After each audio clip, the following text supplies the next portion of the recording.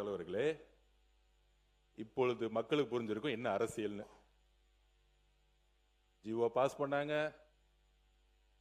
அனைத்து சாதி அர்ச்சகர்களாக விழா நடத்தினாங்க, 32 பேருக்கு அப்பாயின்மெண்ட் ஆர்டர் கொடுத்துட்டு கேஸ போட்டது யாருன்னு தெரியும். 5 வருஷம் கவர்மெண்ட்ல அவங்க இருந்தாங்களா, ஆனா அந்த கேஸ வெற்றி பெறவே முடியாதான். இப்ப நம்மள பார்த்து கேஸ நடத்தி இந்த திட்டத்தை செயல்படுத்துங்கன்னு சொல்றாங்க. உறுதியாக நாங்கள் கேஸில் வெற்றி பெற்று இந்த திட்டத்தை பெரியார் வழியில் செயல்படுத்துவோம். அதை நாங்க பதிவு பண்றோம். இதில் உள்ள அரசியல் என்னன்னா,